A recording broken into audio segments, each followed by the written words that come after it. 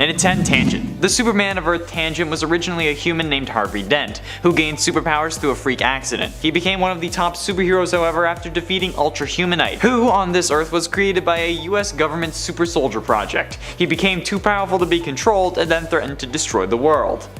Yeah. But after the death of Superman's wife, he became dark and vengeful, taking over the world. While he protected the world from crime, he was still tyrannical, not allowing any freedom of thought. And this is where the story of Tangent Superman's reign begins. I don't know why Superman is so codependent on Lois, or whoever his wife ends up being, because like, whenever he loses his wife, he ends up going berserk. Like bro, you literally just like, you lost your whole planet. I think like one death, even if it is the love of your life, isn't gonna be that much. I mean, this version didn't lose his home planet, but like, still. Other versions in this list, you get it. And at 9, Subject B-Zero.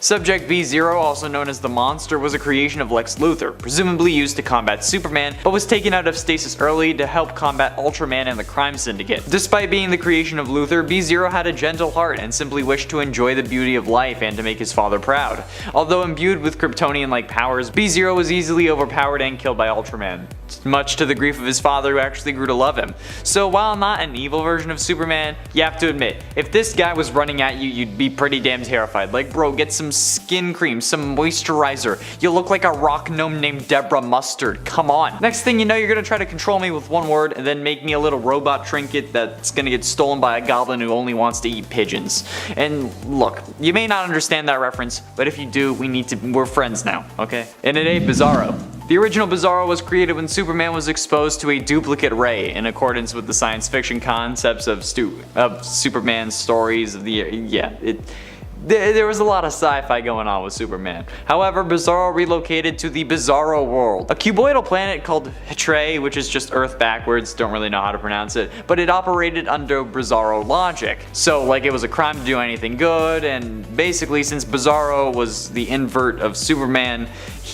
that Earth was also populated by inverts of other DC characters. The 1986 event Crisis on Infinite Earths though rewrote DC's continuity, eliminating that Earth.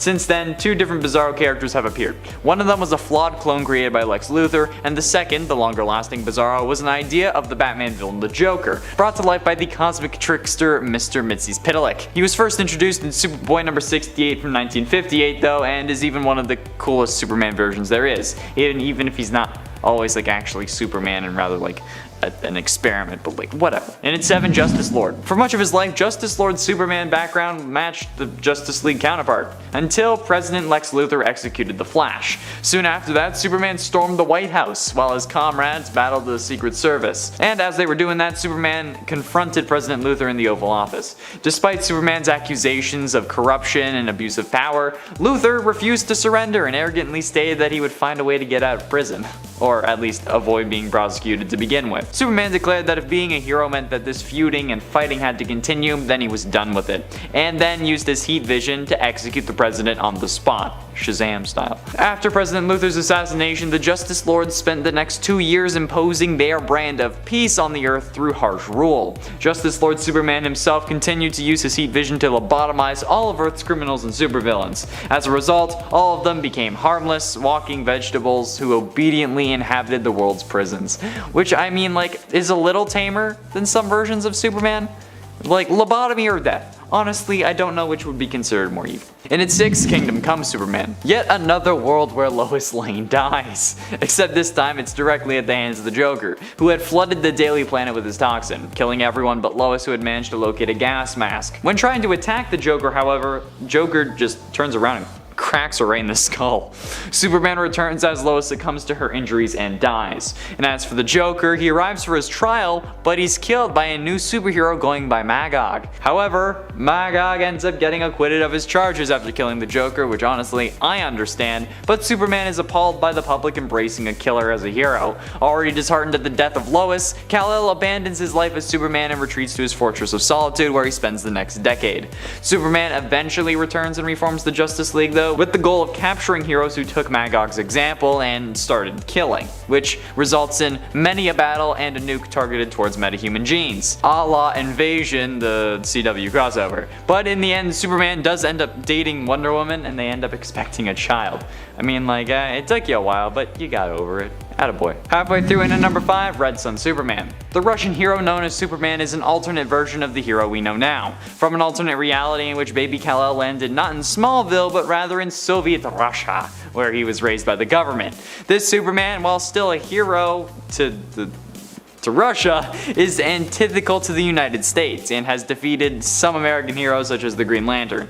His arch nemesis though is still Lex Luthor, who at this point is a scientist employed by the US government to create heroes like Superman. Luthor's copied version of Superman, however, proves a failure and endangers more lives. Bizarro. Luthor created many monsters to battle Superman, but they all didn't really do anything. This version is just scary because, like, it's what every American fears. Communism.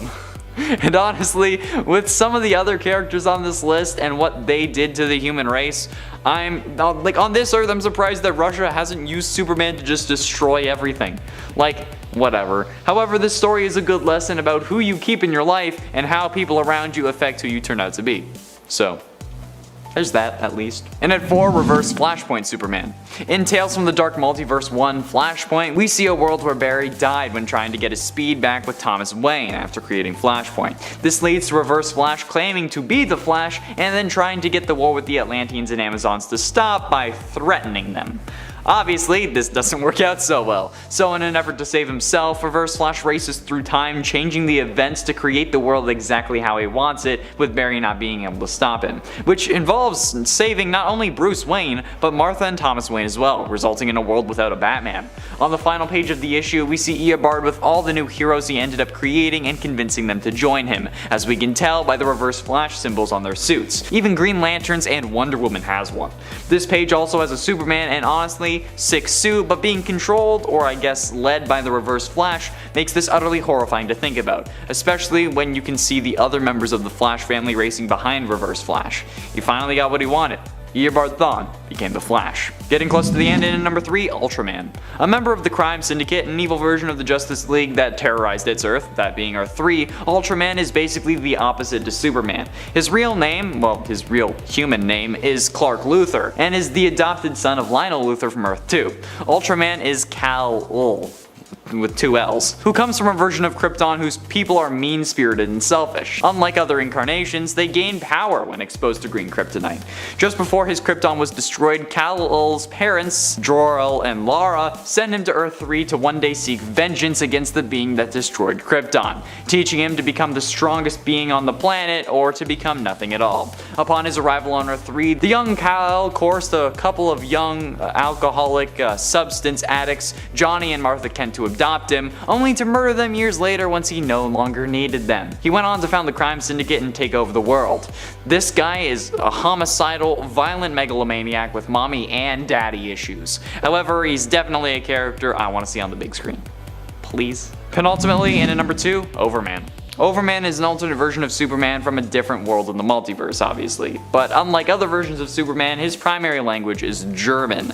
This is because on this Earth, the German soldiers won World War II, to speak around the YouTube censors, eventually taking over the planet and spreading German everywhere, as in like the language. Another Overman first appeared in Grant Morrison's Animal Man number 23. He is one among several pre-crisis characters that were returned to reality by the Psycho Pirate's Medusa mask. This Overman comes from an Earth based around the grim and gritty stories of the 1980s, and the heroes of this universe were actually a part of an experiment created by the government.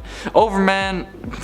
This has got to be one of the most ridiculous points that I saw, but Overman went mad and destructive after contracting an STD. Not even kidding. And the other inhabitants of his Earth were a black and muscular Wonder Woman, an unnamed Flash, and a punk-style Green Lantern. Psycho Pirate pointed out how ridiculous this universe is, but I mean, come on, it's still pretty terrifying. And Overgirl was ruthless on Crisis on Earth X, okay? Finally, and at number 1, Injustice. Injustice is probably one of the most popular alternate Earth stories of this generation. Thanks to the Mortal Kombat-inspired fighting game by the same name, this is an Earth where Joker managed to trick Superman into thinking that he was fighting Doomsday when he was actually killing his wife Lois Lane. That was already bad enough since we know how Superman gets in other worlds when his wife dies. However, this time she was also carrying his unborn child, which he only found out after accidentally killing her. This sent Superman into a fit of rage and caused him to kill the Joker while Batman was intimidating him, much to Batman's dismay. This one action caused Superman to go absolutely berserk and to do the one thing that Batman and everyone else feared: use his power and become the governor of the world. Through this regime, Superman killed anyone who committed a crime, resulting in Batman leading a resistance of other superheroes, not all of whom made it. While the story in the video games remains largely the same of that of the comics it generated, there are a few differences, like the amount of deaths in the comics, since none of them are really playable characters, so losing them won't really affect your gameplay experience. Either way, the scariest version of Superman we've seen today, although almost tied with the one who was using guns. Kicking off the list at number 10, the Nail. Created by Alan Davis, this version of Superman is Amish. Hot start, that's right. After he survived the destruction of Krypton, baby Kal-El was then sent to Earth in order to survive. The origin story for Superman gets a little strange when Martha and John Kent got a flat tire before departing for Smallville that day. Hence the name The Nail. Now we're putting it together. There we go. So the lovebirds end up staying in for the night. Martha says she's in the mood just to stay home, and John agrees. So now instead the super infant was found by an Amish couple. Now he's raised a good lad, but he's disconnected from the world. He's churning butter, not checking Twitter. He has no clue he's a Kryptonian.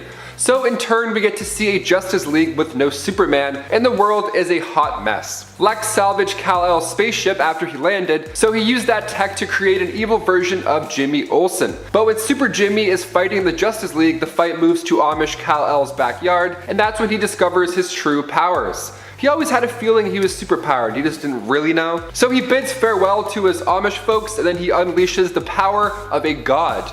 What a day. Number 9, Injustice Superman. This comic run began back in 2013. Injustice Gods Among Us issue 1. Brought to us from the minds of Tom Taylor and Jeremy Rapak, comes this dark alternate reality where Lois Lane was kidnapped by the Joker. So he goes on this hunt with the help of the Justice League, tearing submarines apart, looking for his love, but as issue 4 begins, so do the streams of our tears. Lois Lane gets killed, and in turn Superman goes bat insane. He couldn't even stick around. He gave the body to Wonder Woman, and then shoom, he just flew off. Green Lantern tried to talk to him a little bit, saying, you know, you're hurt, you're angry, yada yada yada, just slow down. But Superman wasn't having it. He had something better on his mind. Batman's face says it all during this scene. Superman tells Batman during his dark ruling days that he learned the idea of enforcing peace through fear from Batman himself. I see no lie here. And before we continue on with this list, if you want to go ahead and give this video a thumbs up, that would be super helpful for us at Top 10 Nerd. You guys are the best. Thank you so much for your support. Now let's not waste any time and get you right back into this list. Number 8, Kingdom Come Superman. Shifting over to an alternate reality with an older Justice League, this Superman isn't as ruthless, but take that with a grain of salt. Kal-El of Earth 22 made his first punch into DC Comics with Kingdom Come issue 1. Now this is a version where Lois Lane still did perish, only before her untimely demise she made Superman promise to her that he would not kill the Joker in retaliation, so a little bit different this time. So he followed through and simply had the clown arrested. But this new superhero named Magog made their debut, and then they in turn ended up killing the Joker. Magog was obviously put on trial because, you know, killing's bad and all that stuff, but he was acquitted. The general public was like, oh, the Joker? Yeah, that guy was horrible. Thanks, great work. I could take the bus without having a panic attack now. Lovely, sounds wonderful, keep it up. Superman had to then rethink a lot after this. I mean, the public is now okay with killing villains. What does this world even come to? He's been letting these guys live, and in turn they've broken free over and over again, and then continued killing innocents over and over again. So he then just disappears to the Fortress of Solitude for a bit, observing without intervening. Now he did return less than a decade later, but the world had fallen into a societal depression. So with a new suit, older Clark Kent returned to the League, ready to once again enforce a code of ethics. Number 7, Calvin Ellis. When a comic book hints at a past president of the United States, it's usually pretty comical. For example, in Harley Quinn and Her Gang of Harleys issue 5, we meet Harley Sin, and her father looks and acts a little bit like Donald Trump. It's a ride. Now Calvin Ellis, on the other hand, was written by Grant Morrison to be based off Barack Obama and Muhammad Ali. So a much better person and role model, I'd say, just right off the bat. Earth 23 Superman President Ellis made his first appearance in DC Comics with Final Crisis issue 7. Kal-El was raised by the Ellis family, teaching him to always stand up for himself no matter what, and to fight for what he believes in no matter what bullies stand in your way. A little more optimistic and useful than the Amish family, I'd say, just a tad. Can I churn butter? Or can I like save people? No? Just churning butter? Alright, great. Number 6, Ultraman. Coming from Earth 3, originally Earth 2 in the comics, Ultraman is the evil version of Superman. Always fun, even if it's dark. Appropriately named Clark Luthor, he gets more power the more kryptonite he's exposed to. So if you see him dipping some crystals and licking them, you know, you gotta hit the deck. And the design is pretty much the same, only instead of a hopeful S on his chest, Ultraman rocks a U. The angrier Ultraman gets, the stronger he also gets. So usually a play on opposites are fun in comics. This one's just borderline terrifying. Number 5, Red Sun Superman. Superman Red Sun was released in 2003 from the mind of Mark Millar, part of the Elseworlds imprint. And we ask, what if Superman had been raised in the Soviet Union? I just watched Black Widow, we saw like a Russian Captain America, great stuff. Now we're talking about Russian Superman. That's why we're here, folks, let's do it. The ship lands on a Ukrainian collective farm instead of Texas, and this idea had been floating around in Millar's mind since he was a 6-year-old. Back when he read Superman issue 300, it showed the USA and the USSR rushing to claim the fallen Super Son when he landed in neutral waters. Now, Mark Millar always wondered what it would be like if the other guys ended up getting to him first, an idea that subsequently earned Millar an Eisner Award nomination in 2004 for Best Limited Series, so you must check it out. Number 4, Superman Parallax. In Superman Volume 4, Issue 29, written by Keith Champagne, we see Superman on the search for missing children from Metropolis, but when Superman follows a lead, he's greeted from fear himself at an abandoned hospital. Parallax and Superman fight it out, but realizing he has no other choice, Superman offers himself up to the Dark Force. The only being that can save Earth at this point after is Sinestro, a powerful alternate, perhaps one of the scariest. You be the judge. Number 3, Lara Lane Kent Supergirl. This next version of Supes looks a lot like the version that we're going to get in the new Flash movie, so I had to throw her in there to get the gears spinning a bit. She's the daughter of Superman and Lois Lane. She appeared for the first time in Injustice Gods Among Us Year 3 storyline. Now, in Zack Snyder's Justice League, we learn that Lois Lane is indeed pregnant, and the following sequels would have shown us a world without Lois. So perhaps this Flash film will show us this bright alternate world where Batman has killed the Joker and Supergirl grows up with both of her parents' guidance. She looks pretty badass too. Now, these are just set photos, but the similarities are wild. To see for yourself, check out Injustice Year 3, starting with issue 6 or 7. I think she comes in around there. Number 2, Superboy Prime. This version of Superman has more powers and less weaknesses. I'm talking immunity to kryptonite and magic. He first appeared in DC Comics Presents issue 87, where Kal-El landed on Earth and was discovered by Jerry and Naomi Kent while they were on a hike in the New England seacoast town. They named him Clark, although Clark Kent was the name of a popular comic book hero, Superman. So yeah, he already existed on this Earth Prime. Now, Clark grew up and later attended a costume beach party, which I gotta say, tights plus sand, really? It's not the best idea, I don't know. They went to get a glimpse of Halley's Comet by the beach. It sounds great. Clark even dressed up like Superboy, although he was being teased. And then all of a sudden a tidal wave hits, a portal opens, and the Superman pops out from another dimension. Now at the same time, Clark's powers manifested and he quickly learned what to do with them in the moment. Superboy followed that Superman back into the portal to his reality. Unbeknownst to him though, he would never come back. That is until he decides to later punch reality apart. Number 1, Superman Prime. Superman of the 853rd century. He's literally a living extension of the sun at this point in time, so we gotta finish with him. He left Earth way back in the late 21st century once everybody he cared about passed away. Okay, he's like, oh, she's dead? Peace. What about the millions of others you could help? I don't know. There's other people. Meet other people. Go on Hinge. I don't know. He traveled beyond space and time after that, literally reaching heaven and hell, and he made his first appearance in DC 1 Million issue 4. So after soaking up the sun for 15,000 years straight, Superman obtained new abilities. He's more powerful than the gravitational pull of a collapsing star, and is many, many times faster than the speed of light. He's so powerful that he has some energy to spare. One of those new abilities is to share his power with others. A small amount, but still, that's far beyond any other metahuman at that point ever. You thought Superman was godlike before. This guy can literally smell you across the universe. And that's not even a joke. It's called superhuman olfaction. It's a real thing. He can smell trouble across black holes.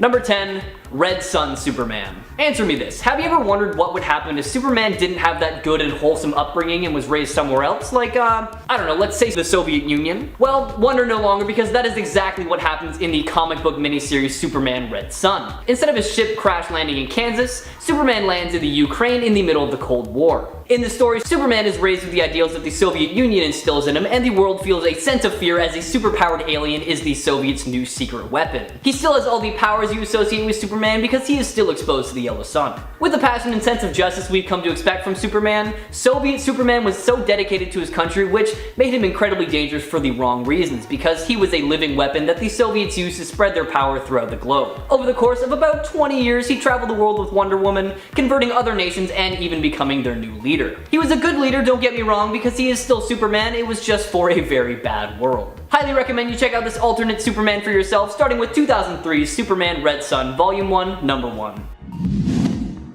Number 9. Ultraman. Similar to our Superman's origin story, this iteration was sent from the planet Krypton to Earth 3. However, it's not really stated why, since Krypton didn't explode in this universe. On his way to Earth 3, he first came into contact with kryptonite, which started the change in his body that turned him into the superpowered powerhouse that we know. And since then, every time he came in contact with kryptonite, he only grew stronger. After becoming an adult, he renamed himself Ultraman, and this is where he vastly differs from our Superman, because he became a brutal authoritarian and ruthlessly rules his version of the Justice League called the Crime Syndicate, conquering most of the world with their help. After largely conquering most of the world, Ultraman developed a new type of supervision that allowed him to see into the Earth 1 dimension. Seeking an open battle to test their powers after defeating the military forces of their native Earth 3, the Crime Syndicate challenged the combined forces of the Earth 1 Justice League of America and Earth 2 Justice Society of America. Not able to withstand the combined might of two Earth's greatest super beings, the Crime Syndicate was defeated and imprisoned in an extra-dimensional bubble created by the Earth 1 Green Lantern. Ultraman is a perfect example of someone who has all the power but isn't happy.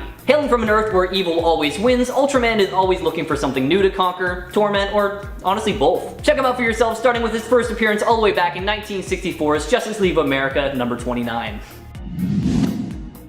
Number 8. Overman. Hailing from Earth 10, a universe where the Germans won World War II, we have Overman, the leader of the new Reichman and the Superman of this Earth. Kal-El was sent to Earth 10 as a baby in a ship away from the planet Krypton because it was dying. Pretty standard Superman origin, however, much like the Red Sun Superman, he was raised by the wrong people. Alongside the German forces, Overman conquered the world in, I want to say, less than 20 years, after which he decided to leave the Earth for a while. 3 years later, he returned with a clear head and saw all the damage he helped cause and became an advocate against all of what he once stood for, while still working alongside them for some reason. Eventually, German scientists used Kal cells to create a clone of him known as Overgirl that Overman learned to love like family. However, she died not too long after her creation, and that hit him hard. Inconsolable and grief-stricken, Overman leaked some precious information to the freedom fighters that resulted in the demise of the new Reichman and Metropolis. Check out probably one of the saddest Superman stories I've ever heard of, starting with 2015's The Multiversity Guidebook number 1.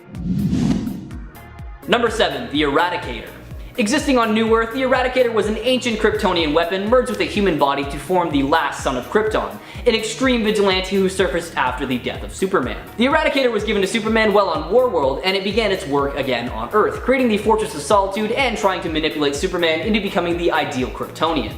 When it failed, the Eradicator created a new body for itself based on Superman. The Eradicator had all of Superman's memories, even though it wasn't actually the real Superman, but was far more brutal and violent. It didn't actually have the power to absorb solar radiation, so it relied on Superman's body to transfer energy to it. Over the years, it became more compassionate and even fought alongside Superman in a few fights, the most notable being their fight against Cyborg Superman, and even sacrificed itself to save Earth, but it always remained dedicated to preserving Superman and Kryptonian life. In DC's Rebirth continuity, the Eradicator has returned and it's just as dangerous as ever, so why not take a look at the Superman clone story for yourself, starting with their first appearance in 1989's Action Comics Annual number 2 all the way to 2011's Action Comics number 901.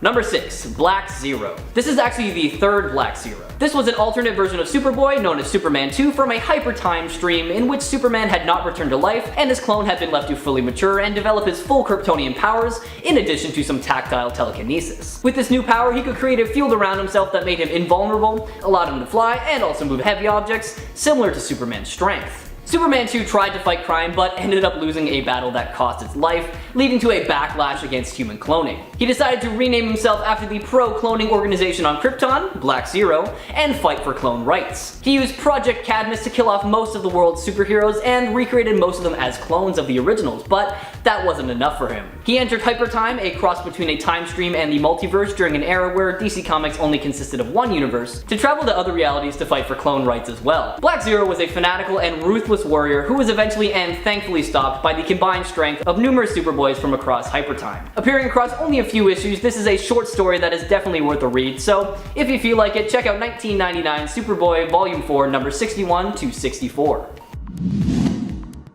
Number 5. Super Doom. After a trip to Tibet, Clark, Lois Lane, and Jimmy Olsen built a machine that used vibrations to bring thoughts into reality, and the best possible use for it in their eyes was to create a Superman that was a thought-powered redeemer capable of saving the world. Unfortunately, they ended up having to sell the machine to Overcorp, and Overcorp took their Superman idea and twisted it so much that the brutal and toxic Super Doom was born. A self-described killer franchise, Super Doom wasted no time in becoming the preeminent superhuman of its world, and sought out to eliminate any form of competition, meaning he was on the hunt for other Supermen. After ravaging countless parallel planets and butchering numerous Superman and Superman-like adjacent people, it finally tracked down its creators to Earth 23, where it killed Jimmy and mortally wounded Clark. Later, Super Doom was summoned to Prime Earth by an unwilling Lex Luthor as a final doomsday weapon against Superman, and after a brutal struggle, Superman overcame the monster, which, upon defeat, transformed into a bomb that Superman managed to place on the dark side of the moon before detonation, seemingly annihilating Super Doom once and for all. Give the story a read for yourself, starting with 2012's Action Comics Volume 2, number 9.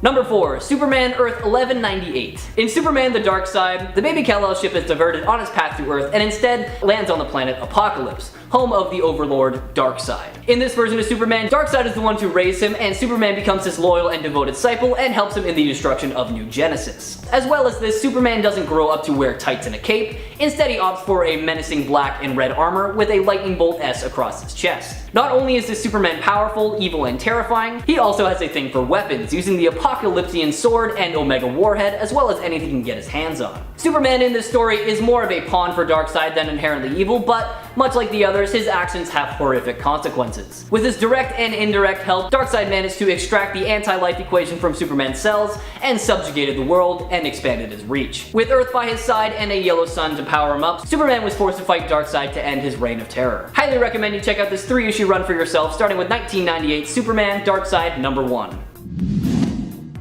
Number 3. Cyborg Superman. Now there have been two major characters that have become Cyborg Superman. The first and most famous is the astronaut Hank Henshaw. When a solar flare hit Henshaw's spacecraft during a space experiment, he and his crew started to mutate. The mutation was so strong that once back on Earth, Henshaw's crew, along with his wife, all committed suicide. Before Henshaw's body disintegrates from the solar flare, he is able to upload his mind using NASA equipment. With the help of the birthing matrix that was used to send Superman to Earth, Henshaw creates a cyborg body with all the powers that Superman has. After this, Henshaw finds out that Superman had thrown the Eradicator into the sun, which caused the original solar flare. Blaming Superman for everything, the newly formed Cyborg Superman seeks revenge on the Man of Steel. To destroy the real Superman's reputation, Cyborg Superman tried to use a nuclear bomb to destroy Metropolis. He was defeated because that's what happens when you go up against Superman, but used his powers to inhabit machines to return over and over and over again, once even conquering most of the planet Apocalypse. After his ultimate defeat, he was taken in by Sinestro during the Sinestro Corps War, making him even more powerful than ever. Since the New 52 era, Cyborg Superman has been revamped as having been the father of Supergirl, Zor-El, who survived Krypton's destruction only to have been transformed into the villain he is today. Why not give Hank's story a read for yourself, starting with 1990's Adventures of Superman number 466. Number 2. Lord Superman. This alternate Superman doesn't have any roots with comics. He is actually from the Justice League TV series, specifically 2003's episode A Better World, and is one of the first Dark Superman that we've seen in the animated universe. This Superman lost his way in battle with President Lex Luthor after Luthor executed the Flash in front of him, and mocked the Man of Steel for never being able to see things through to their logical conclusion. Superman, overcome with rage, executed Luthor with his heat vision, took over the world with his Justice League's help, and formed the Justice Lord's crime-free regiment. They saw themselves as the world's saviors, and the Terror was a small price to pay to realize their vision. Of course, when they found an alternate Earth, they immediately imagined all the quote-unquote good they could have done there, and Lord Superman's incredible powers would have let him succeed on this new Earth if it weren't for the regular Superman, who managed to defeat the Justice Lord before it was too late. I think the worst thing about Justice Lord Superman is that he truly thought he was doing the right thing, but we all know for a fact that he wasn't. Check out this 2-part episode for yourself and let me know what you think in the comments below. And finally, number 1, Injustice Superman. Before I dive more into this one, I have to say that I love the Injustice games so much. I remember when I first got the game and I did not put it down until I was finished with the story, so comment below who your go-to character is. In Injustice 1, I'd have to say mine is either Nightwing or Batman, but in Injustice 2, it has to be Green Arrow or Scarecrow. Anyways, sorry about that, let's talk about Injustice Superman. In a storyline amalgamated from diverse comic plots along with the Justice League animated 2-parter, A Better World, that I just talked about, the Joker sadistically fear gasses Superman into killing Lois Lane. Superman responds by putting his open hand straight through the clown's chest and turns the world into a dictatorship-like police state. In the process, he doxes Batman, murders Shazam and Martian Manhunter, converts the Justice League into his personal secret police, and gets his butt kicked by Alfred Pennyworth. He's finally defeated by a still good Superman from another universe who encases him in a red sunlight generating capsule. Now there have been a few storylines over the years that have revolved around the idea of what would happen if Superman went bad and whether anyone could stop him, and this just proves that the only man who can take down Superman is Superman himself. Why not play the games again for yourself to refresh your memory, or check out 2013's Injustice Gods Among Us #1. And at 10, faked Clark Kent's death. Jesus, there's a lot wrong with this number already, and we're only at number 10. Oh boy, this is bound to be a fun list. Starting off, Superman wasn't really a good person. He was nowhere near the perfect cookie cutter guy that we know today. He was actually quite toxic to Lois when things first started. Case in point, Superman's girlfriend Lois Lane. This 137 issue story features a lot of questionable moments, but one of these things is when Lois Lane disguised herself as the French actress Lois Laflamme so that she could get close to a foreign dignitary for an interview. Superman decides that he has to teach her a lesson for using such tactics in the pursuit of a story, so he falls for Lois Laflamme as Clark Kent. When she rejects his marriage proposal, he pretends to kill himself right in front of her by jumping off a building just to make Lois feel bad. Although he claims that he's doing it as well because he needs to change into his Superman costume in midair because one of the rooms in the hotel they were on was robbed that day, but I think we all know the only reason why he did it. And at 9, prosecutes Lois. In issues 99 and 100 of Superman's girlfriend Lois Lane, we see Lois be charged with the murder of Lana Lang. Lois gets into an argument with Lana Lang when they were secretly both invited to a talk show in Gotham City to talk about how much they know Superman during Superman Appreciation Day. I don't know why they're celebrating Superman in Gotham since he hardly does there, but whatever. But on the drive home, Lois and Lana get into a car crash, but only Lois makes it out alive. Batman ends up defending her in court for some reason. I really don't know why. I doubt he passed the bar. But with Batman defending her, the DA's office figures that the only man who can defeat Batman in court is Superman. Thus, he becomes a special prosecutor and prosecutes the love of his life. I mean, he was like forced to do it, but still, what the actual hell is going on with the series?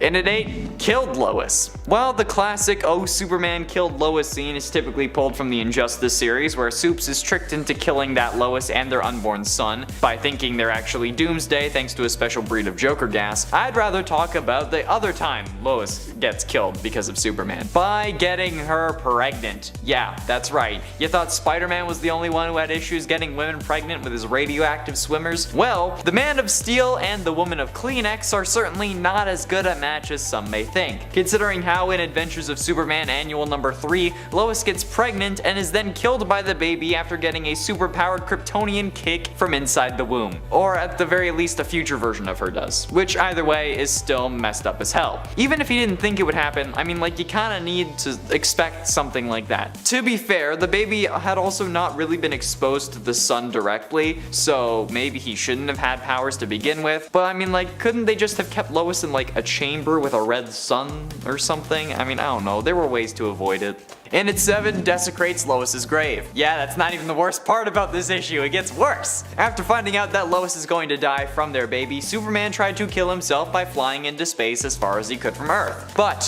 when he does, he meets an alien warrior princess named Maxima, who he then proceeds to hook up with on Lois's grave. which is probably the most disrespectful thing you can do on your former lover's grave, I'd think. Especially when the headstone has a line from you that reads "There can only be you," and a wreath that you had left presumably earlier that day, at least. Or if not, earlier that week. But like, yeah. That's probably one of the most problematic covers ever that features Superman, especially at the point that it was released. I'm sure that there's been problematic things since, but And at 6, Eviction.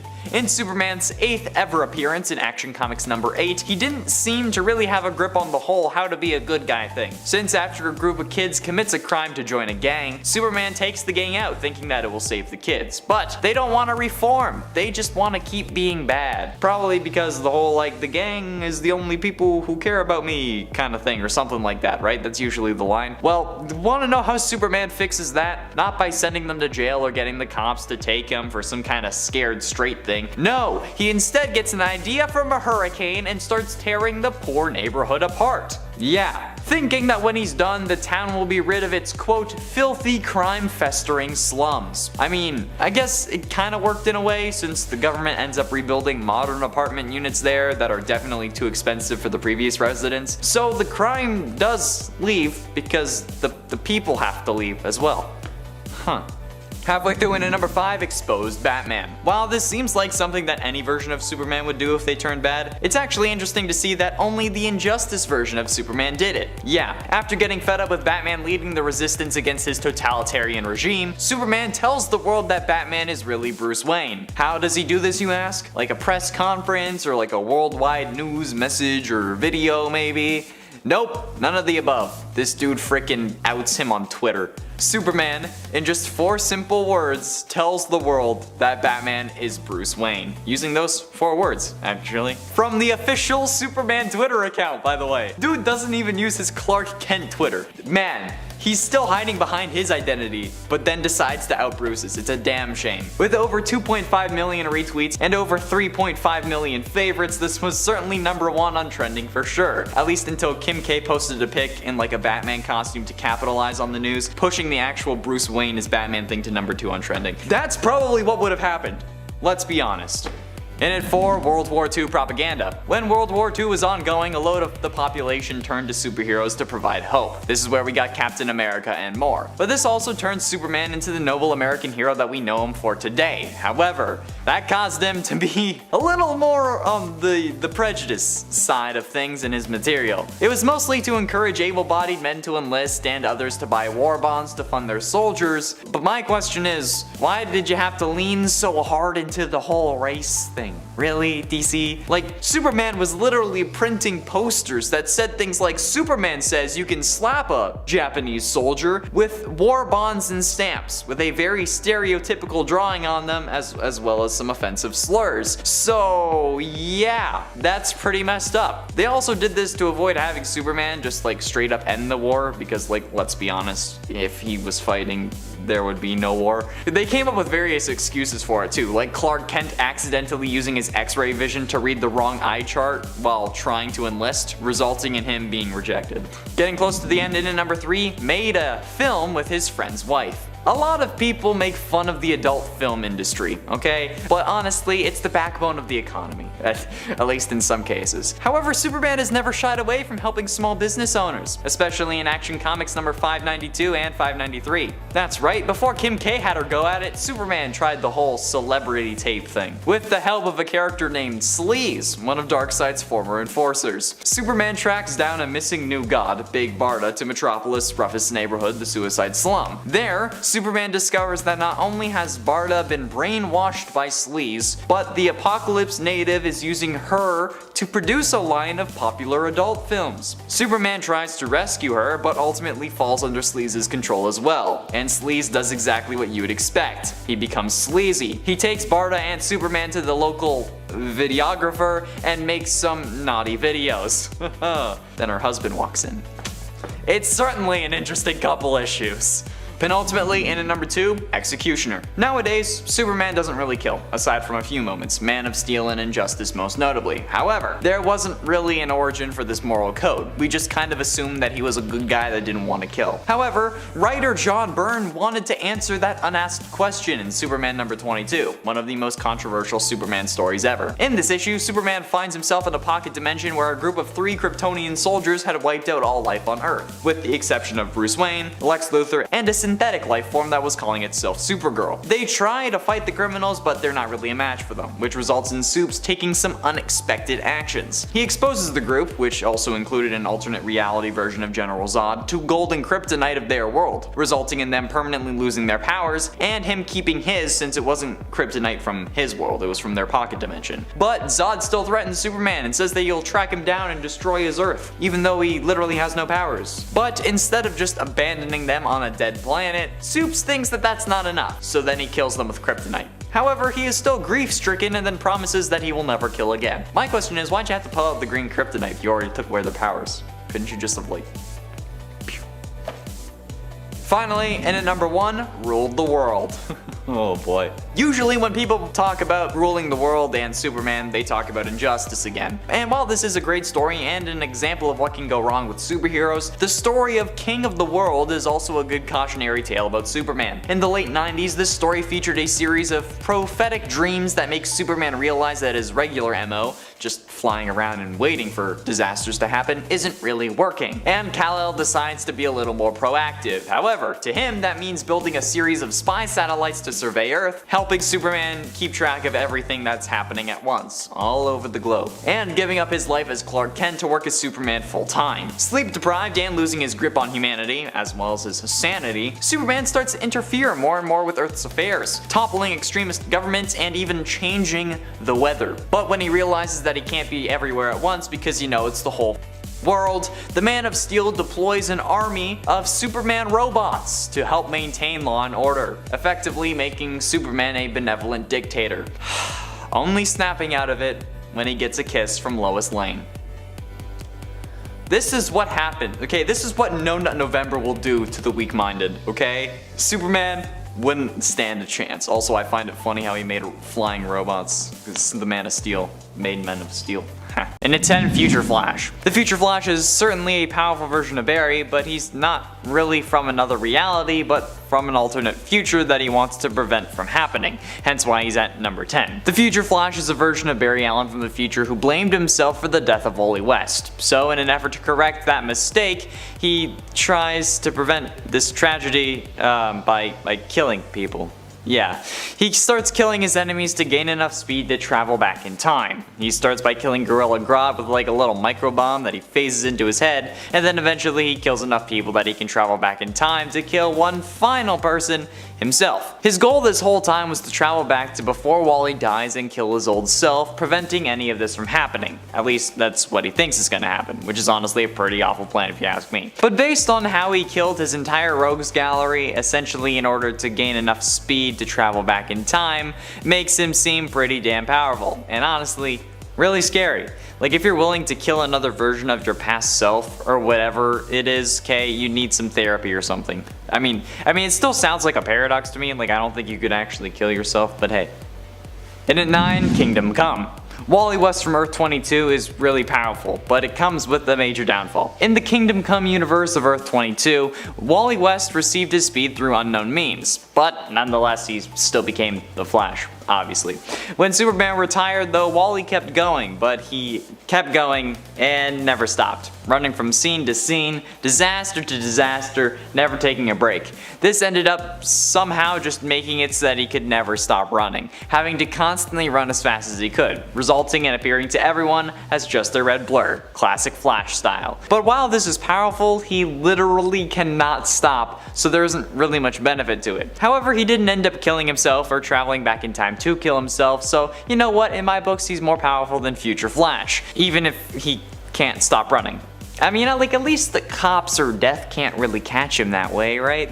Like, do you think, like, as he gets older, like, he slows down, like, to a point where he shouldn't be able to stand, but he's still running as fast as, like, your typical 23-year-old jogger? But, like, he can never stop? And it ain't Mercury Flash.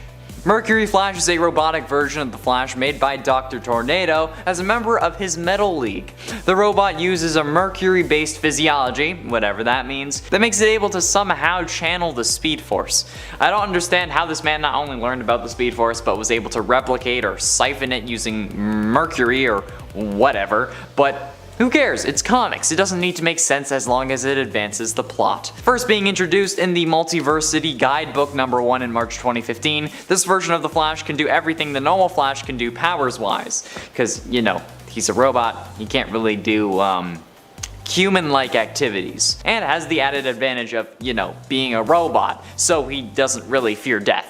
Not only is it not coded into him, but he also is just straight up being able, you can repair him. This version of the Flash hails from Earth 44, and honestly, I kinda wish I was him. No responsibilities, only running super fast. That's the dream. And it's 7, Black Flash. The actual physical representation of death for all speedsters, and honestly, maybe a couple other people, but they just don't see him coming. Black Flash is the Grim Reaper of the Speed Force. Making his first appearance in The Flash Volume 2 number 138 in 1998, he was seen before the deaths of several speedsters, including Barry Allen, Johnny Quick, and Bart Allen. He also tried to return Wally West to the Speed Force, but was unsuccessful, taking Wally's girlfriend Linda Park instead.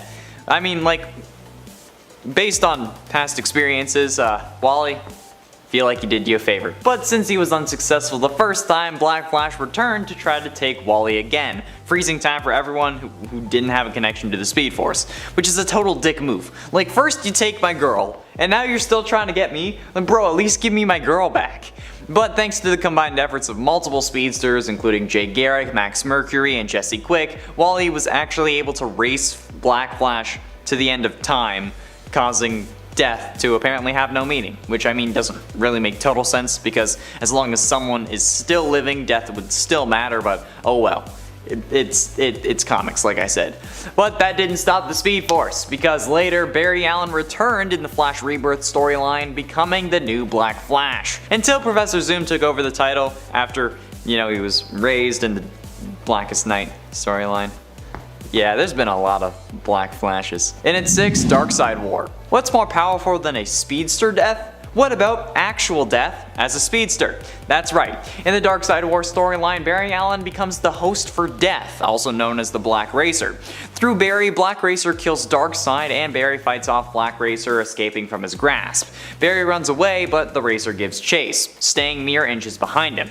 When Black Racer catches up to Barry, he explains that he must have a tether. If he doesn't, the entire world will end and everybody will die. He shows this world to Barry, and Barry accepts the power. He has to kill someone though to let the universe continue to live. So then he appears in front of Iris. As he does, the Black Racer bursts out and tries to kill her, but Barry once again frees himself from the manifestation of death, but this time using his own weapon to kill him. Killing Black Racer seemed to be the answer, but instead, Barry Allen had freed Death. And since it no longer had a tether, it wiped everyone out. Yeah, Death isn't as cool and collected as the one from Supernatural. But luckily this was all happening inside of Barry's head. So when he comes to, he accepts the responsibility of Death and becomes in essence just the Grim Reaper, the last thing that anyone sees before they die. And honestly, that's pretty damn powerful if you ask me. And also, kind of my dream job. Halfway through and at number 5, Savitar. As a fan of the Arrowverse, I feel like I need to include one of the most interesting evil speedsters in the show. Savitar, while sharing a name with another evil speedster from the comics, is actually revealed to be a time remnant of Barry Allen in the show. Being more of a future Flash than Savitar, I mean, like, he's you know, he's kind of both. It's weird. He also didn't come back to kill Barry, he came back to kill Iris. His story is pretty messed up. In essence, making himself and having like a classic chicken and the egg scenario. Which came first, Savitar or the Time Remnant? Neither, they both kind of made each other. In the post-Flashpoint Arrowverse timeline, Savitar comes back from the future after escaping a Speed Force prison to kill Iris West before her and Barry can get married. This causes Barry to create as many Time Remnants as he possibly can because he is willing to kill himself in order to save Iris. Yeah, the Savitar kills them all because, you know, he's a future version of Barry. He knows what's gonna happen. Except he spares one. The one he spares is gonna become Savitar because he gets shunned by the rest of the team for not being the real Barry Allen, even though he is still the real Barry Allen. Whatever. So in an act of fury and rage, the Time Remnant runs back in time, creating a new identity for himself as the first Speedster and the god of speed, known as Savitar. But the suit he wears also allows him to travel at basically instantaneous speeds, and it's also existent and non-existent at the same time. And the show version of the Flash has not been able to do that at this point. He's not been able to travel basically instantaneously, even in recent seasons. And he's only visible to other speedsters. Normal people can't see him, at least while he's trapped inside the Speed Force prison. I don't think they really went over that afterwards, after he got out. But hey, whatever. And at 4, Speed Demon. Recently, I wrote a list about the Amalgam universe that combined DC and Marvel characters, and the Speed Demon comes from this universe. A combination of Barry Allen and Johnny Blaze. Barry Allen was a circus daredevil who sold his soul to become the first Speed Demon. The demon component of Etrigan was also formerly Jay Garrick, because Night Spectre stole Jay's soul, which is kind of rude because that's my thing. Anyway, the Night Spectre approached Blaze and asked him to serve in his attempts to collect the souls of pure and the most corrupt, and I mean also again that sounds like a pretty sweet deal, but Blaze Allen refused. So in an attempt to persuade him, I guess in a way persuade him, at his wedding night, Night Spectre stole Iris's soul, and then he asked Blaze to do it, and then he did because he wanted to get his girl back, or at least make sure that she wasn't going to be killed or something. But I mean yeah, that's not how that works. Speed Demon also speaks only in rhymes, and whenever I do that, people get mad at me, but I don't care. This is a speedster with a flaming skull head that can also breathe fire. So yeah, Wally West, which is an amalgam of Wally West and Danny Ketch, was also the next Speed Demon who accepted the power in order to help his uncle get Iris back. But I mean come on, a fire-breathing, speeding ball of fire and lightning? That sounds incredibly badass. Getting close to the end in at number 3, Godspeed. August Hart is the former detective partner of Barry Allen. August was the only witness to Barry's accident that turned him into the Flash. While going after a criminal organization known as Black Hole, August was struck by lightning during a Speed Force storm in Central City. So, after this, August became the ruthless vigilante known as Godspeed, and got his revenge on the one who he suspected to be his brother's killer. He had given up on the justice system since his brother's killer had gone free, and with his newfound power, had the ability to become judge, jury, and executioner. August realized after he had gotten his powers that he also had the ability to steal other speedsters' speed, though for a time could only do it by killing them. He practiced this skill enough to be able to do it non-lethally, but he still was killing people. So with his new godlike speed, August was able to move so fast that he could create duplicates of himself at any given time, allowing him to give the illusion that he and Godspeed were two different people, which is pretty damn sick, considering the alternatives are Speed Mirage and Time Remnant, which aren't really the same thing. And I mean, the CW show also did kind of adapt this with all the Godspeed clones during the Godspeed War storyline, which I mean they should have went into more, but oh well. Penultimately, in at number 2, Red Death. Red Death is a speedster that is an evil combination of Batman and the Flash, which already sounds terrifying, but wait till you hear his story. The Bruce Wayne of Earth 52 started off fighting crime with Robin, but Robins kept dying left, right, and center. So understandably, Batman got darker and darker, becoming more extreme with his methods, which honestly just seems more realistic to me. Aside from him just, quitting fighting crime. This eventually leads him to Barry, who he tries to get speed from. But Barry refuses to give Bruce his Speed Force powers. So Batman uses various rogues' weapons to fight him and knocks him out. Once Barry was unconscious, Bruce tied him to the front of a cosmic, treadmill-powered Batmobile and drives them both into the Speed Force. And then when entering the Speed Force, Barry and Bruce end up fusing together into a Batman with super speed, while Barry's mind was trapped inside Bruce's body. And of course Bruce gets to drive. He also then gets a visit from the Batman Who Laughs, and who they try to recruit him into conquering the multiverse. Anyway, eventually he gets exposed to a large dose of positive energy, which allows Barry Allen to take control. Gotta love those positive vibes. And then he helped in the fight against the Dark Knights, but also the positive energy kills him, and Red Death explodes. Finally, in number 1, White Lantern. While Barry Allen became a White Lantern at the end of the Blackest Night storyline, he became in essence a god. I described this in the most powerful Green Arrows list, but hot damn do these dudes have some sweet powers. They can use any color from the spectrum of light, since white light is just a combination of all the others. I'm sure you've seen the album cover, or at the very least the Eevee version of the album cover, and you know, the White Lanterns also have power over life, including the ability to duplicate their rings and resurrect people. Basically anything you think of, they can do it. It's absolutely insane. The White Lanterns are basically God, but with many different avatars. White energy blasts, force field generation, energy constructs, energy twins, ring duplication, mind alteration, wormhole generation, time travel, invisibility, resurrection, just to name a few. Yeah, it's so overpowered that I'm surprised that DC didn't just explode after that. Like, imagine you could play as like a White Lantern in Injustice, but like an actual White Lantern, not like a recolored Green Lantern. Oh, damn. Number 10, Oliver Queen.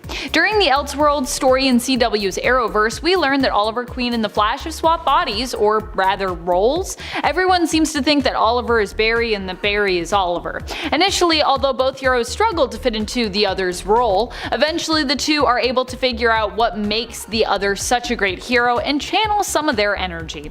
Oliver himself struggles as the Flash, but even when he's running into walls and misfiring Speed Force lightning, he still manages at least to catch the bad guy, which is pretty impressive. Even when he's doing a bad job, it's not that bad. And after Barry takes him under his wing, he actually becomes a pretty decent Flash by the end of this storyline. Considering how many people love Oliver Queen when it comes to the Arrowverse, with him being sort of the ultimate main character, because, you know, it's the Arrowverse, it wouldn't surprise me if people preferred that Queen remain the Flash, as then he'd get cool super speed powers permanently. Number 9, the Accelerated Man. From CW's Arrowverse in The Flash, we hear of an alternate version of the character from Earth 19. We don't have too much information on this alternate version of the Flash, but it has been suggested that they are a speedster who instead goes by the name the Accelerated Man. Earth 19's H.R. Wells, the alternate version of Star Labs director, founder, and lead scientist Harrison Wells, claims that he played a key role in helping the Accelerated Man to capture all of the metahuman criminals from their world at once, which honestly sounds pretty impressive.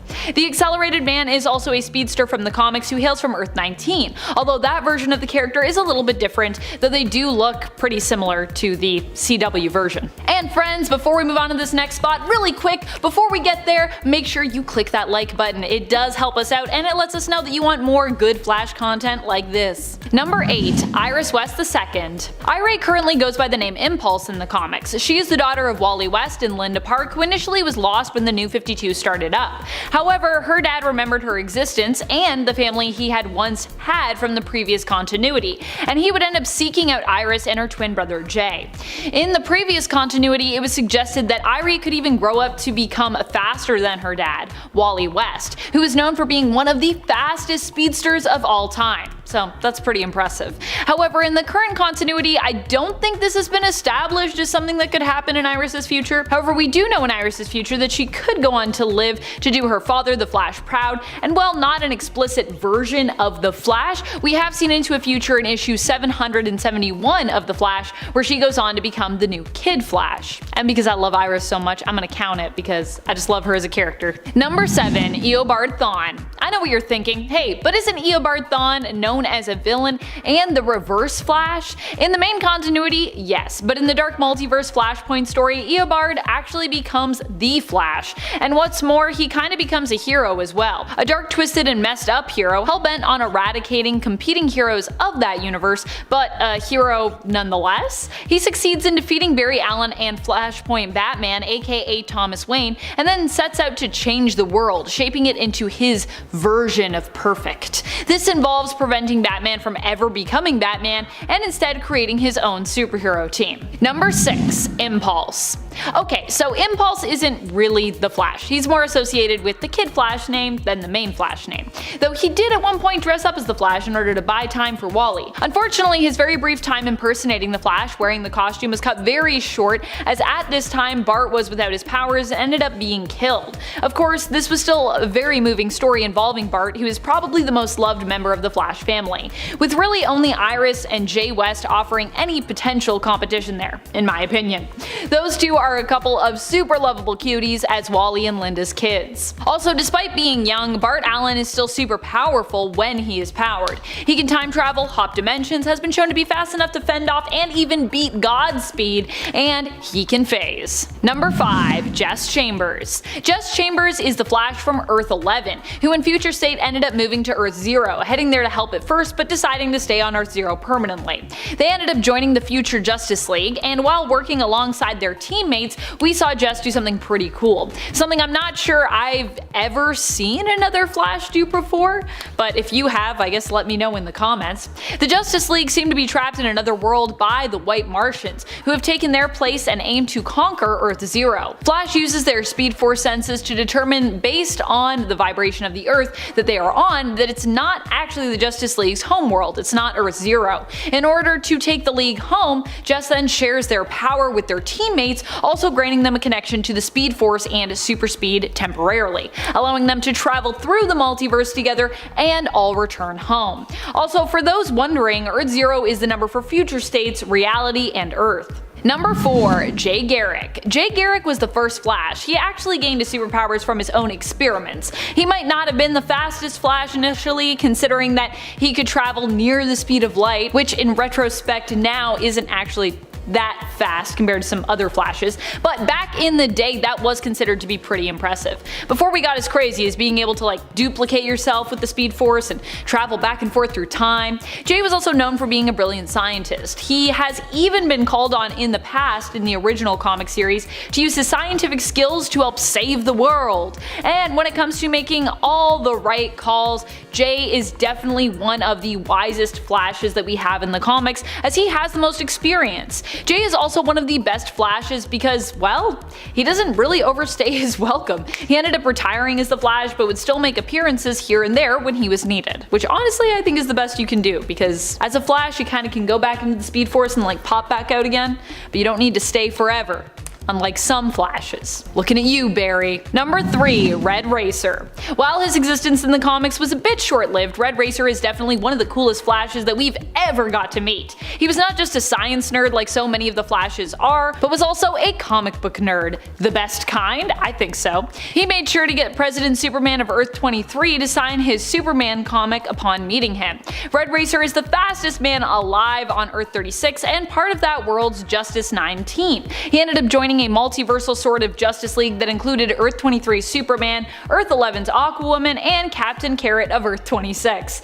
This team is known as Justice Incarnate in the comics. Red Racer also did not hesitate when he had to give up his life in order to save others, and he also proved how intelligent he was at that time when he rapidly built a receiver version of Ultima Thule, a sort of interdimensional spaceship that is made out of frozen music. Doing so cost him his life but enabled the rest of his teammates to save the day. Oh, and he also did it really fast, and it's supposed to be a thing that takes thousands of years. And I'm pretty sure he also did it without any blueprint. He just was yeah, I'll just build it. I'll die, but I got you guys. So cool. What a hero. Number 2. Red Death. Because Batman basically does everything better, including being the Flash. Or well, this is the Dark Multiverse and the Dark Knights, so I guess I should say he does it the worst in terms of him being a bad guy, but he also does it the best in terms of what he is capable of. Bruce Wayne as the Dark Multiverse Flash, the Red Death, can actually use his Speed Force powers to create constructs. If you are struck with one of these bat-like constructs, you'll end up withering to the point of death, aging thousands of years almost instantly. So this is probably the most deadly version of the Flash that we've ever seen in the comics. Red Death hails from Negative Earth 52, back when there were negative Earths and we had a dark multiverse. RIP Dark Multiverse. Number 1. Wally West. Obviously, who is one of the best Flashes around? None other than Wally West, the once new version of the Flash everyone fell in love with and then were deprived of for years. However, Wally is back now, and not in a way where he's forced to be a villain or to be miserable. He actually gets to be a hero and be happy in the comics, which is really all most Wally fans have wanted for him and his family this whole time. Wally West is the nephew of Iris West and therefore by marriage Barry Allen. For a time, Wally operated as Barry's sidekick, Kid Flash, but would eventually become a hero all his own. Wally is considered to be one of the fastest Flashes to have ever existed, and he also seems to have learned some somewhat from Barry's and the other Flash's mistakes in the past, making him sometimes a little bit wiser by comparison. At least a bit wiser than Barry. And at 10, Black Flash. The embodiment of death for all speedsters, Black Flash is the Grim Reaper of the Speed Force. Making his first appearance in The Flash Volume 2 number 138 in 1998, he was seen before the deaths of several speedsters including Barry Allen, Johnny Quick, and Bart Allen. He also tried to return Wally West to the Speed Force, however was unsuccessful, taking Linda Park instead, Wally's girlfriend, which I have to admit is a pretty big bummer. Since he was unsuccessful the first time, Black Flash then returned to try to claim Wally again, freezing time for everyone without a connection to the Speed Force. But thanks to the combined efforts of multiple speedsters including Jesse Quick, Jay Garrick, and Max Mercury, Wally was able to race Black Flash to the end of time, causing death to have no meaning, defeating the zombie speedster instantly. I mean, I know he's not a zombie, but he looks like one. But that wouldn't stop the Speed Force, since later Barry Allen returned in the Flash Rebirth storyline, becoming the new Black Flash, until Professor Zoom took the title after his corpse was raised in the Darkest Night storyline. Before we move on to number 9 though, if you could do me a huge favor and hit those like and subscribe buttons, that would be amazing. It really helps us out against the eternal struggle of the algorithm and lets us know what you want to see more of. Thanks. Now, let's continue. And at 9, the Black Racer. However, Black Flash was not the first embodiment of death that speedsters had to deal with. Being introduced in New Gods number 3 in 1971, Sergeant William Walker became a servant to Darkseid after being paralyzed during the Vietnam War. But while sharing the same concept, the thing that makes these two speedster death gods different is their abilities. While yes, both are speedsters, the Black Racer possesses the unique power to merge with a host, corrupting that person and enhancing their abilities. He did this with Bart Allen and used that to kill Darkseid during the Darkseid War storyline when the Anti-Monitor had taken control of the Black Racer. Black Racer also kills Darkseid in Final Crisis in place of Barry Allen and Wally West. This was pre-Flashpoint though. Plus, his costume just looks pretty badass if you ask me. This is the kind of evil speedster that you should cosplay. Damn, that would be cool. And at 8, Johnny Quick. Johnny Quick of Earth 3 is an evil version of the Flash who's a member of the Crime Syndicate, basically the Justice League, but evil. Same people, but different alignment. Jonathan Allen was once a high-profile criminal, but got cornered on the roof of Star Labs. While on the roof, Jonathan got struck by lightning, which also shattered the roof. John and his girlfriend fell through that roof, with John landing in a load of chemicals, which ended up granting him his super speed. And his girlfriend, Rhonda, ended up gaining powers similar to that of the Atom. Looking at images of this guy, you can tell that he's nuts. Like, he looks like if the Green Goblin became a speedster. Like if Norman got the Carnage symbiote and then got super speed, this is what that would look like. Absolutely bonkers. However, when fighting against the Injustice League of Earth Prime, Johnny underestimated Captain Cold. See, he had managed to disarm Cold, but the gun was also voice activated, which allowed Snart to remotely freeze Johnny's leg and then kick it, shattering it. Johnny tried to crawl away, but was killed thanks to Alexander Luthor stealing his powers and then getting his neck snapped. That's gonna leave a mark. And at 7, Kingdom Come Flash. Wally West from Earth 22 is weird to me since it feels so backwards, everything does. In the Kingdom Come universe of Earth 22, Wally West received his speed through unknown means, but nonetheless he still became the Flash. And when Superman retired, Wally kept going, but he kept going and never stopped, running from scene to scene, disaster to disaster, never taking a break. Before this, however, he ended up having a daughter, who got her speed genetically and became Kid Flash. However, this is where it gets weird to me. His children were named Iris West and Barry West, and it sets me on edge because like they're supposed to be older than him and then Wally is supposed to inherit the Flash mantle. It's weird. Not to mention that this time Barry and Iris are actual biological siblings, which only makes all the memes about the Arrowverse even worse at this point. But considering Wanda and Pietro from the Ultimate Universe, it's nothing new for comics. Gotta love them Game of Thrones-esque love stories, am I right? Okay, well in this universe the kids don't actually end up dating, but you know what I mean. And at 6, Savitar. Yes. As a fan of the Arrowverse, I felt the need to include one of the most interesting evil speedsters on the show. Savitar, while sharing the name with another evil speedster from the comics, actually is revealed to be a time remnant of Barry Allen in the show, being more of a future Flash than Savitar. Honestly, he's a combination of both. His story though is very confusing, in essence making himself a paradox. In the post-Flashpoint Arrowverse timeline, Savitar comes back from the future to kill Iris West before her and Barry get married. This causes Barry to create as many time remnants as possible, which is basically a clone of himself, in order to stop him. But Savitar kills all of them except one. The one he spares then gets shunned by the rest of Team Flash Flash for not being the real Barry Allen, even though he's still technically the real Barry. It's weird. So in an act of fury, the Time Remnant runs back in time, creating a new identity for himself as the first speedster and the god of speed known as Savitar, and then somehow gets his face badly burned. I feel like I need to return him to Papa John's. When he fails at killing Iris, however, he tries to scatter himself across time to become immortal, but is stopped by Team Flash and is shot in the back by Iris, which lets the paradox catch up. Season 3 was weird, man. It's nothing compared to Season 7, though. Halfway through into number 5, Bizarro Flash. When Bizarro 3 found himself infused with radiation from a blue sun, he got the power to replicate himself as well as create other Bizarro life forms based upon the likeness of people from Earth, which is gonna have a ton of legal repercussions, but whatever. He uses this power to create a cube-shaped Minecraft-like Earth he calls Bizarro World. One of the inhabitants he creates for it is Bizarro Flash. The post-crisis Bizarro Flash is morbidly obese and is super slow, which is just ridiculous. But for some reason, he can also fly at the speed of light, apparently, which also doesn't make any sense, but hey, it's comic books, what are you gonna do? Some versions of this Bizarro can still run fast, but get winded easily, so they don't pose much of a threat. Certainly not against the likes of someone like Kingdom Come Flash, who never stops running. This version of Bizarro Flash also has a line of mustard for a logo instead of a lightning bolt, although I do have an odd craving for hot dogs now. And at 4, Leah Nelson. Leah Nelson from Earth 9 is a very different version of the Flash, to say the least. On her Earth, Leah is the second most recognized person on the planet. She was an instant celebrity since her parents were the first people to visit Jupiter, her mother was a bit of a hero herself, and her father was a Nightwing agent, even if he wasn't very good at it. But Leah is a being of light, and once able to control this power, she took on the moniker of the Flash. Since she is a being of light, Leah is also able to travel at the speed of light, basically making her a speedster without having a connection to the Speed Force, which I admit may frustrate some of you with her being on this list, but I thought it was interesting and is certainly a weird version of the Flash. Leah also has a whole host of powers, including superhuman speed, metamorphosis, where she uses light to create solid holograms and alter her appearance, energy construct creation, allowing her to make solid objects out of light, energy projection, which is just beams of energy, and energy absorption, which in essence makes her immune to any form of light, including lasers. Just think of energy as lightning and then boom, even more flashlight. Getting close to the end into number 3, Hot Pursuit. What is the Flash known for? Running really fast, right? Running so fast that he can actually end up beating instantaneous teleportation. So what's the deal with this Flash? Being first introduced in The Flash Volume 3 number 6, Hot Pursuit is a version of Barry Allen from another universe who came to warn his counterpart about an impending disaster, which ends up being Flashpoint. The difference?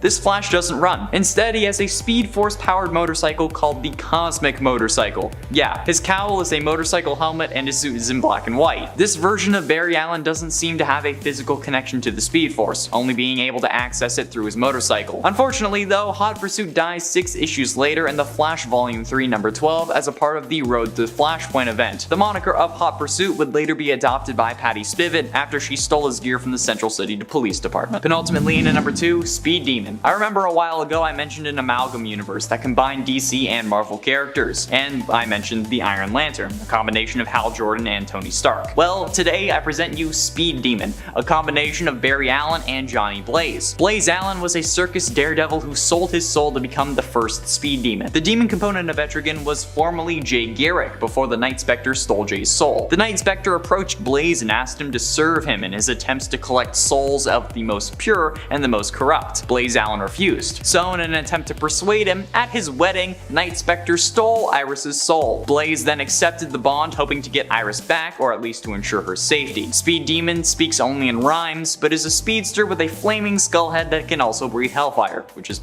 pretty dope. Wally West, which is an amalgam of Wally West and Danny Ketch, was the next Speed Demon, who accepted the power in order to help his uncle get Iris back, because he still didn't get her back after he accepted the power. Finally, coming in at number 1, the Crash.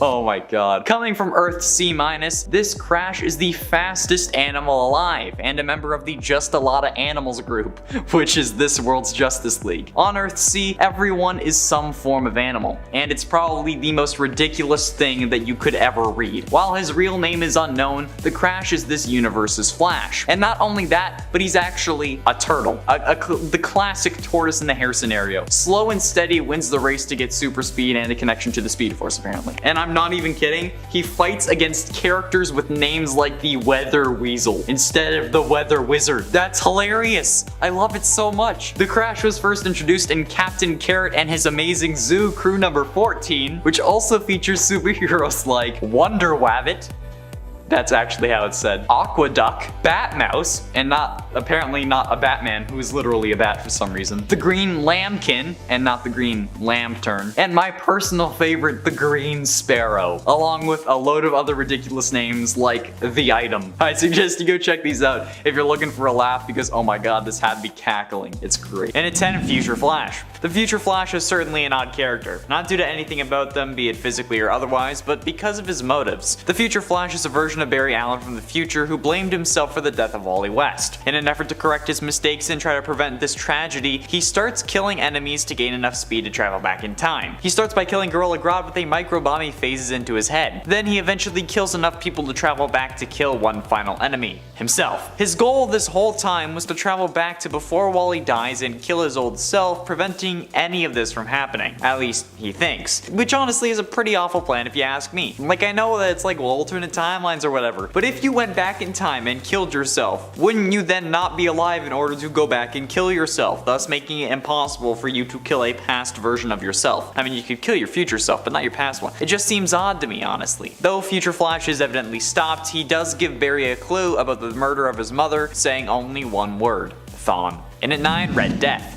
Red Death is a speedster version of Batman from the dark multiverse, and no, not the universal one. The Bruce Wayne of Earth 52 started off fighting crime with Robin, but as various Robins kept dying, Batman got darker and darker, becoming more extreme with his methods. This eventually leads him to Barry, who refuses to give Bruce his Speed Force powers. So Batman uses the various rogues' weapons to fight Barry, knocking him out. Once Barry was unconscious, Bruce tied him to the front of a cosmic treadmill improved Batmobile and drives them both into the Speed Force. When entering the Speed Force, Barry and Bruce end up fusing together into a Batman with super speed, while Barry's mind was trapped in Bruce's body. He then gets a visit from the Batman Who Laughs, who asks him to join Barbados's Dark Knights, whose goal is conquering the multiverse. Eventually, he gets exposed to a large dose of positive energy, which allows Barry Allen to regain control, helping in the fight against the Dark Knights. But the positive energy also kills him, and Red Death explodes into light.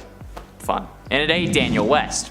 First appearing in The Flash Volume 4 number 0 in 2012, Daniel West's mother died while giving birth to him, something that his father never forgave him for. Iris West, as his sister, protected and supported Daniel until he ended up pushing their father down the stairs and crippled him for life. After that incident, due to fear of being shunned by Iris, Daniel fled and became a small-time thug by age 18. When trying to make it to the big times, he was stopped by the Flash and was sent to prison for 5 years. Eventually he got out but was kidnapped by gorillas and then saved from those gorillas by the Rogues, who then he tried to escape, but got hit with a monorail powered by a Speed Force battery. This is what gave Daniel his speed, although it was dependent on the charge of that battery. So in an effort to go back in time and kill his father to save his relationship with Iris, which is kinda backwards buddy, but you know, you do you, he started killing speedsters to gain enough speed to make the journey. In the end, he was stopped by the Flash, who convinced him to give up his speed. Daniel West is one of the rogues that Future Flash ended up killing in his mission to gain enough speed to, in essence, do the same thing that Daniel wanted to do, except Future Flash was killing himself, not his father. But Daniel officially died in New Suicide Squad Annual number 1 in 2015.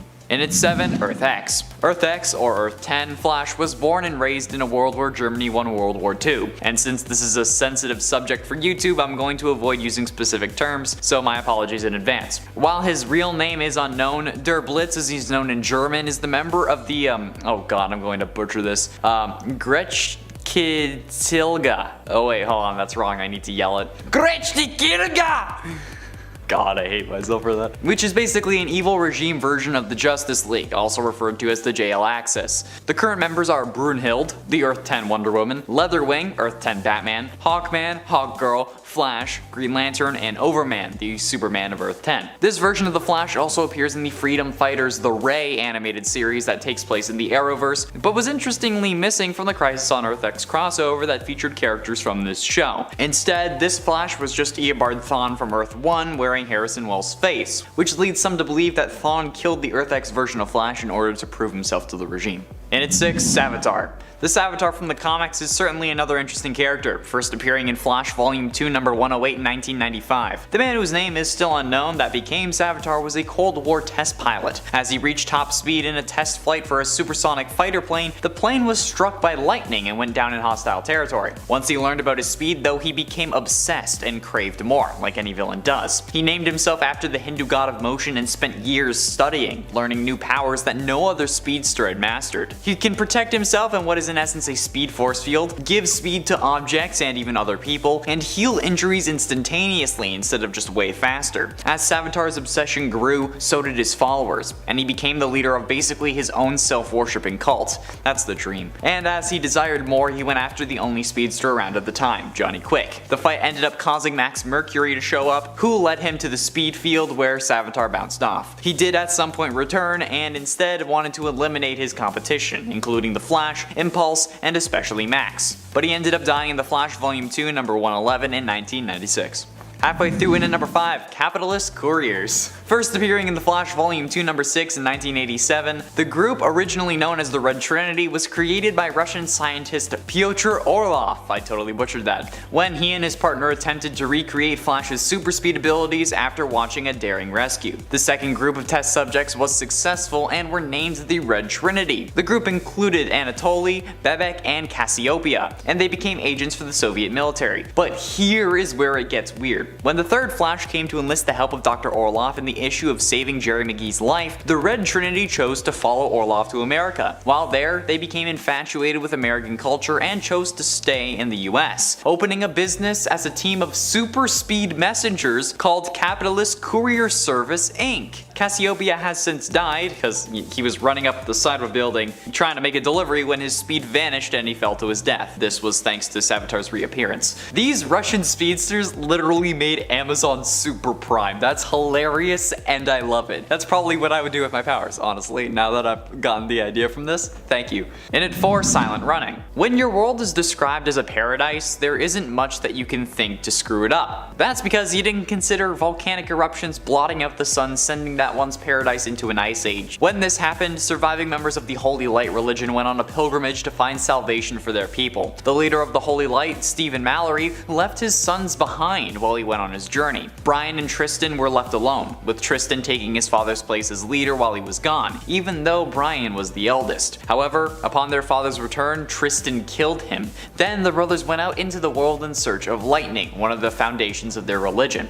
They eventually got struck by lightning, which had an interesting effect. Tristan, the one who killed their father, was aged, while Brian was given super speed and the power to create what they call green life. So Tristan kinda freaked out, locking Brian in the heart of a machine that pushes back the ice to create a livable city, because Tristan believed this was necessary to save everyone, but considered himself a living god of sorts. He demanded people obey his will and use their life force to keep himself young for centuries, all the while trying to be blessed by lightning, which I'm guessing means getting struck by lightning over and over again. Getting close to the end in number 3, Wizard. This version of the Flash actually comes from the Marvel Universe, believe it or not. And while yes, the Speedsters are a superhero archetype now, this one is a deliberate reference to the Flash from an unofficial Justice League vs. Avengers crossover fight in the Marvel Universe. The Wizard is a member of the Squadron Supreme, which comes from a parallel dimension of the Marvel Universe. Stanley Stewart is his name, and while running late one night, he ran through a strange fog. Over the next few weeks, he gained the ability to run faster than anyone else.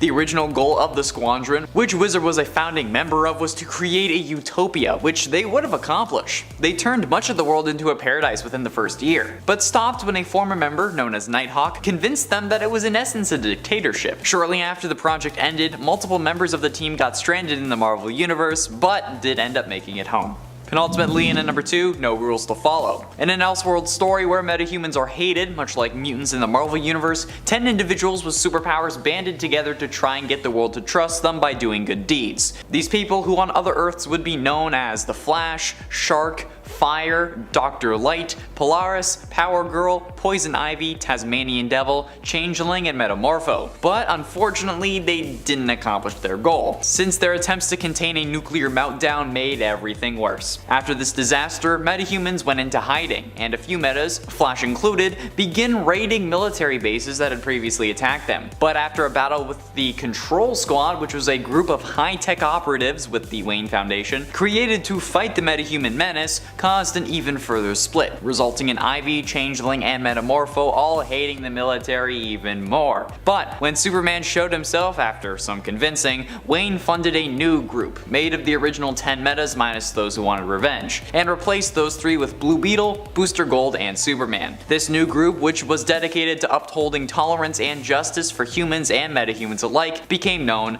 as the Justice League. But this version of the Flash also looks like really weird. It looks like if Juggernaut was cosplaying the Flash. Straight up. Finally, in at number 1, the terrific Whatsit. Last time I talked about the Crash, a turtle from Earth C- that has super speed, but now I bring you an even more ridiculous version, the terrific Whatsit. Merton McSnurtle first appeared in Funny Stuff number 1 in 1944 and was a World War II era hero on Earth C-. He has super speed, super strength, and can fly. And the reason he's called Whatsit is because in an effort to conceal his identity, wait for it, he takes off his shell when he puts on his costume, so nobody knows that he's a turtle. That's even funnier than the whole like glasses thing for Superman. This version of the Flash even dresses like Jay Garrick with the helmet and everything. I'm not kidding. It's absolutely incredible. I love it so much. His name is McSnurtle. He's McSnurtle the turtle. Hell yeah, baby! There we have it, friends, the top 10 weirdest versions of the Flash part 2. Which versions of the Flash from this list was your favorite, and who should I include if we do a part 3? Be sure you let me know down below. Thank you all so much for watching. I have been and shall remain Connor Monroe, and I'll see you in another video.